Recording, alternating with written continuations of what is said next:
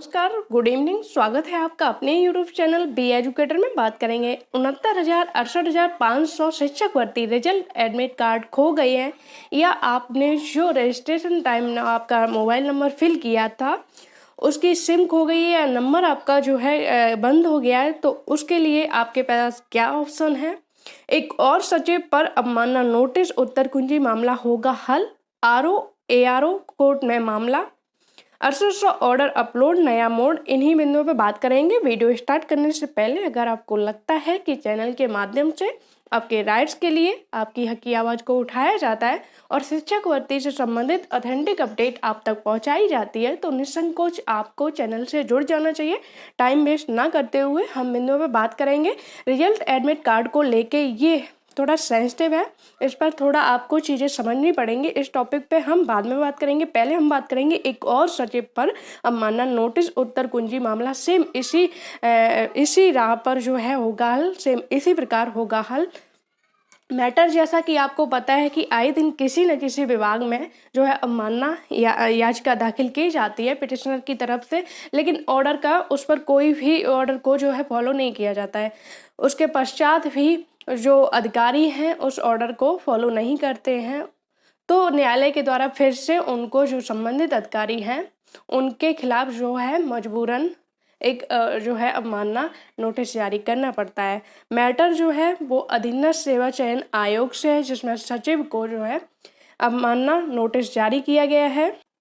सचिव, अधीनस्थ सेवा चयन आयोग और निदेशक कृषि को अवमानना notice. Prayagraj, Allahabad high court ने उत्तर प्रदेश के डायरेक्टर कृषि निदेशालय विवेक कुमार और सचिव उत्तर प्रदेश अधीनस्थ सेवा चयन आयोग आशुतोष मोहन अग्निहोत्री को अवमानना नोटिस जारी किया है। साथ ही 1 महीने में आदेश का पालन न करने की दिशा में हाजिर होने के निर्देश दिया है। कोर्ट ने कहा है कि यह दूसरी अवमानना याचिका है। इससे पहले भी कोर्ट ने आदेश पालन करने का समय दिया था। कोर्ट ने कहा कि प्रथम दृष्टया अवमानना का केस बनता है, इसलिए आदेश का पालन कर 1 महीने में हलफनामा दाखिल करें, अन्यथा हाजिर हों। यह आदेश न्यायमूर्ति रोहित रंजन अग्रवाल के वर्षा सैनी और 6 अन्य की अवमानना याचिका पर दिया है।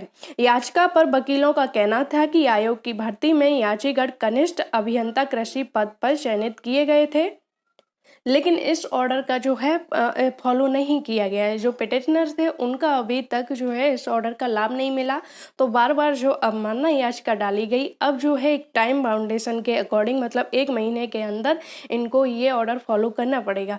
ये ऑर्डर कहीं ना कहीं दिखाने का मतलब कहीं ना कहीं ये मैटर बिल्कुल आंसर की मैटर से संबंधित है, बिल्कुल सेम है कि आपका भी ऑर्डर आए हुए काफ़ी टाइम हो गया है, अवमानना याचिकाएं भी दाखिल हो चुकी हैं, लेकिन सरकार की तरफ से इस ऑर्डर के लिए कुछ भी नहीं किया गया तब से।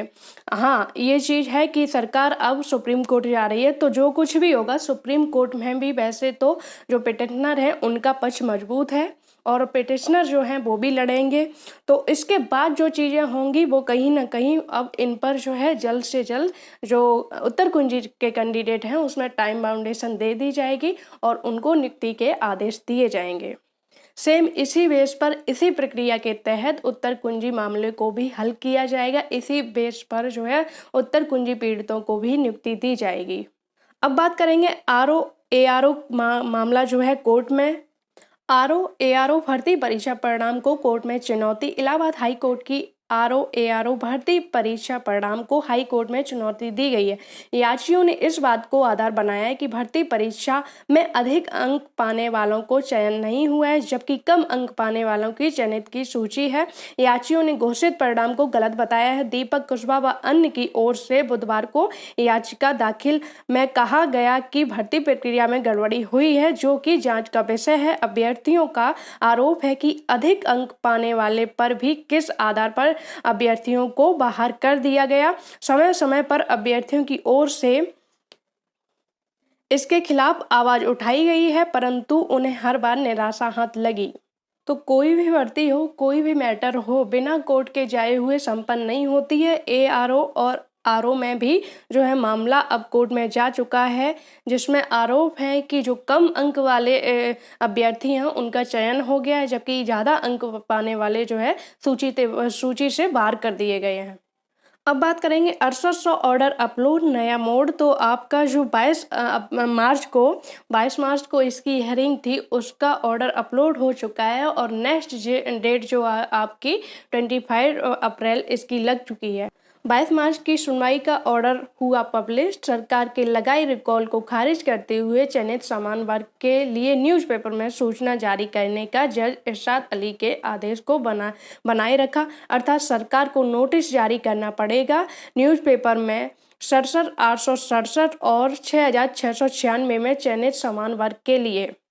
सरकार के सीनियर अधिवक्ता दीक्षित के बोलने पर समस्त 6800 के मामले को कैटेगरी वाइज 4 भागों में विभाजित कर दिया गया है, जिससे समस्त मामलों का समाधान अतिशीघ्र हो सके और सभी अधिवक्ताओं को अपना पक्ष रखने का पूरा मौका मिल सके। इसके उपरांत ही जो लगभग 10 याचिकाएं जनरल कैटेगरी के जो कैंडिडेट हैं उनके द्वारा डाली गई थी 6800 लिस्ट को जो कि रद्द करवाने के लिए, तो उन सभी याचिकाओं को जो है कनेक्ट कर दिया गया है एक साथ हियरिंग के लिए। अब बात करेंगे रिजल्ट एडमिट कार्ड खो गए या आपका जो आपने रजिस्ट्रेशन टाइम जो नंबर फिल किया था वो नंबर आपका कहीं बंद हो गया है, सिम खो गई है कुछ भी, तो उसके लिए आपके पास क्या ऑप्शन है, क्योंकि 6800 में भी काफ़ी सारे कैंडिडेट होंगे जिनको आवश्यक 68,500 में ये सारे डॉक्यूमेंट्स जो 5% का रिलैक्सेशन पा रहे हैं उनको भी आवश्यकता पड़ेगी, और 69,000 में जो अभी आंसर की मैटर से संबंधित कैंडिडेट हैं उनको भी इन चीज़ों की आवश्यकता पड़ेगी। ये कोई 68,500 की कैंडिडेट हैं जिनका कहना है कि डॉक्यूमेंट्स एक एक्सीडेंट में जल गए हैं, जिसमें मेरा 68,500 का admit card, recheck, answer sheet, registration form सब जल गए। मुझे जहां तक अनुमान है कि मेरे 61 नंबर थे। क्या मुझे वो सारे डॉक्यूमेंट्स PNP इलाहाबाद जाकर मिल सकते हैं? अगर आपके डॉक्यूमेंट्स जो है 68,500 से संबंधित हैं, यानी कि आपका एडमिट कार्ड है, आपका जो रजिस्ट्रेशन फॉर्म है वो भी, आपका रिजल्ट है वो भी जो है जल गया है, तो उसके लिए जब इसके रजिस्ट्रेशन फॉर्म आपको, यानी कि जब इसके लिए अप्लाई आपको फिर से करना पड़ेगा, ये इसमें 5% के लिए वेबसाइट जब खुलेगी, जब इन अभ्यर्थियों के जो है आवेदन मांगे जाएंगे तब वो वेबसाइट खुलेगी। अगर आपको जो है अपना रजिस्ट्रेशन नंबर या रोल नंबर, इन चीज़ों में आपको जो है ये नंबर आपको याद होंगे तो आप उसको फिल करके फिर से अपना एडमिट कार्ड, रजिस्ट्रेशन नंबर उस आधार पर जो है निकाल सकते हो। जब वो वेबसाइट फिर से रीओपन होगी तब वहाँ से आप अपने ये जो है डॉक्यूमेंट्स डाउनलोड कर सकते हो। उसके लिए आपको PNP जाने की आवश्यकता नहीं होगी। जब आपके आवेदन मांगे जाएंगे 68,500 में जो 5% की छूट वाले कैंडिडेट हैं उनके आवेदन लिए जाएंगे